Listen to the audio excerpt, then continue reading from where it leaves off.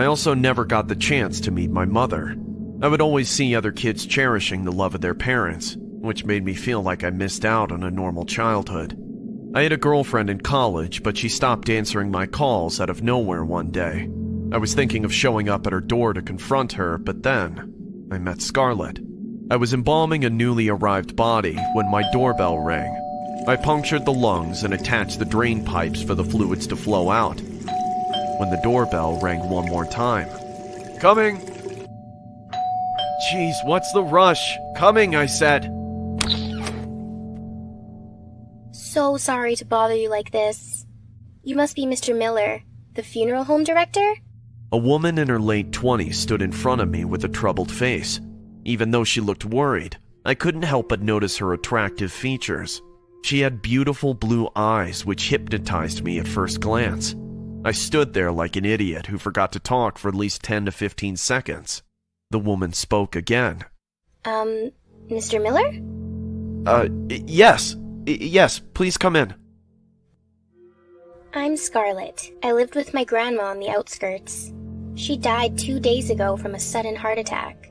Our pastor told me about you, so I came here. After listening to this, I was sure she was going to ask me to prepare her grandma for her funeral. However, I had to wonder, if her grandma died 2 days earlier, then why did she come now? I mean, who keeps a dead body for 2 days and then goes to a mortician? Scarlett read my mind. You must be wondering why I waited 2 days to come here. I have an odd situation. My grandma's last wish was a bit frivolous. She wrote in her will that she wants the upper part of her body to be cremated and the lower part to be buried after death. Hence it took time to do the required arrangements at the hospital. I have her lower body here for the burial. I was taken aback by such an uncanny wish. So far in my career, I've never heard anybody doing something like that. Just to be on the safe side, I demanded to speak with the lawyer, Mr. Patterson, who prepared the will. Without any hesitation, Scarlett gave me her full cooperation. The lawyer stated everything was true, and with that, the burial took place. Amidst all of this, the attraction between Scarlett and I grew strong. We hit it off with a couple of drinks, which then led to a couple of dates. Before we knew it, we had been dating for 5 months, and I knew I had to make it official. I proposed to her, and she accepted right away. Believe it or not, we were a perfect match. Happiness was flooding through our life. However, there was one thing Scarlett couldn't stand. It was my profession. Scarlett hated coming to the morgue when I was working. It was quite obvious, though. Not everyone could handle the smell of death. My business grew over time. I decided to hire an assistant to help me out. I recruited a young guy named Jimmy, who worked as a caretaker of the funeral home. Jimmy was hardworking, but one night things took a different turn. It was around 2:30 a.m., and heavy rain poured as bolts of lightning illuminated the night sky. I woke up hearing loud thunder and found the other side of the bed empty. Scarlett wasn't there. I got up to look for her. After searching the entire house, I still couldn't find her. I went to check the morgue, and as I entered the morgue, I could see Scarlett standing near the embalming table, her back facing me. A freshly arrived body was lying on the table. I called out to her. "Scarlett, what are you doing here?" She didn't move at all. I called her again. "Scarlett, is everything all right?" I was about to take a step forward when she turned around. Her hands were smeared in blood. She looked at me with scared eyes and said, "John, the corpse was bleeding. There's something wrong with it," and fainted on the floor. Scarlett was right, though. The corpse was cut in some places and stitched up again. But the stitching was so poor that during rigor mortis, blood and liquid started to burst out from the wounds. Scarlett explained to me that she went downstairs to check to see if all the windows were closed, and that she went to check the morgue as well. She said that she found drops of blood on the floor right under the embalming table. That sight traumatized her so much that she became numb with fear. We went upstairs to wash up and would deal with the mess in the morning. I woke up and quickly ran down to the morgue to take a closer look at the corpse, and shockingly found that the liver was missing. I knew that this had to be Jimmy's doing. Who else could do it? I was stunned to see his audacity. He must have stolen organs from these corpses to sell them illegally. I had to fire him that day. Even though he denied everything, I had to let him go, as Scarlett was too scared to be near a man with such alarming intentions. People like Jimmy are very capable of bringing trouble in the long run, so I had to kick him out. The shock of that night hit my wife real hard. She fell sick and couldn't get out of bed. One day I was thinking about what to do, just when her phone rang. It was Mr. Patterson. I didn't want to wake her up, so I picked up the call. I told him right away that Scarlett was not feeling well. He hesitated a bit, and then said, I don't want to disturb her at this moment, but can you please tell her to call me as soon as she wakes up? I asked him if there's anything serious, to which Mr. Patterson replied, "Well, she didn't submit the details of the buyer yet. We may be in legal trouble, Mr. Miller." "Excuse me, but what details are you talking about?" "Oh, you don't know. When the hospital dissected her grandma's corpse, they found her liver and lungs missing.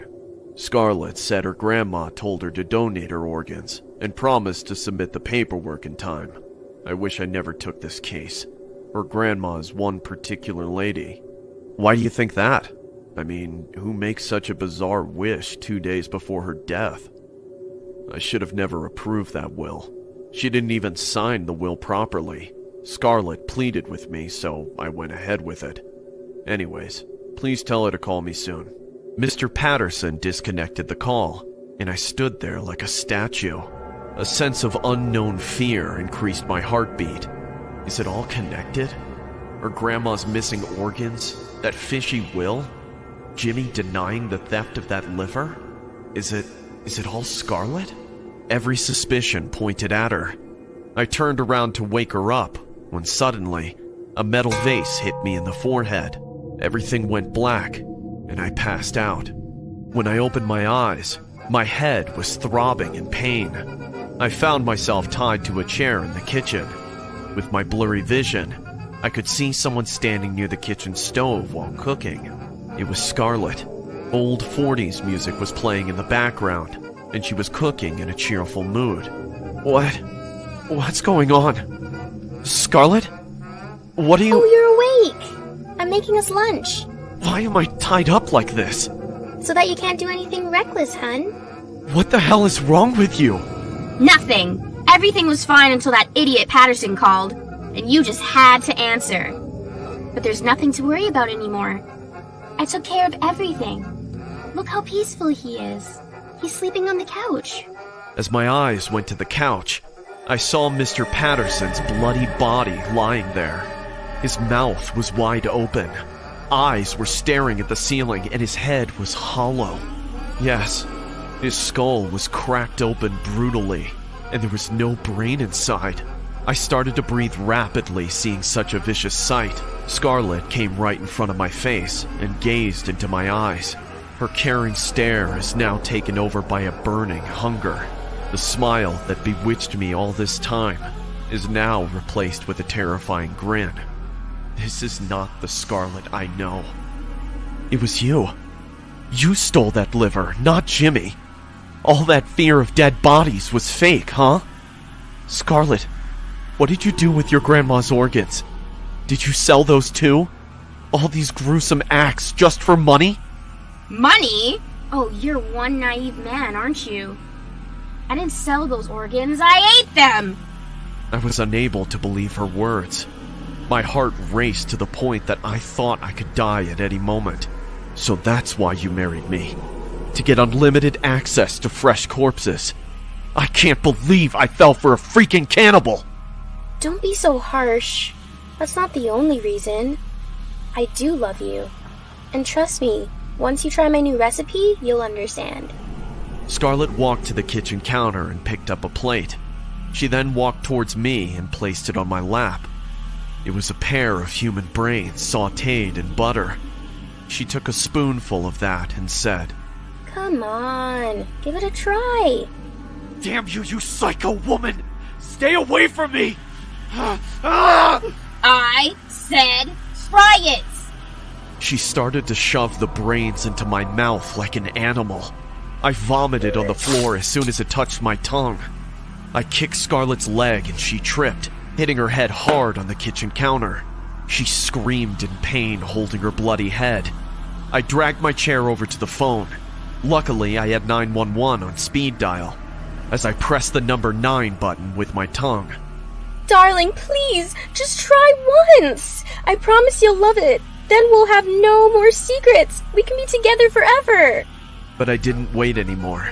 I am the husband of a cannibal who got sentenced to prison for the murder of 2 people. After her grandmother died, she ate her lungs and liver right away. But to suppress this violent act, she forged her signature and made a fake will, which stated that her upper body was to be cremated. She thought no one would notice the missing organs, but the hospital noticed right away, as they saw the poor stitching Scarlett had done. She made up the entire story about organ donation, and then came to me to get rid of the other half. That's when she decided to marry me. She just wanted access to fresh organs. I mean, just think about it. She wouldn't have to kill anyone, and she could secretly feast on as many human bodies as she wanted. No one would notice the missing organs, and her secret will be buried with the dead.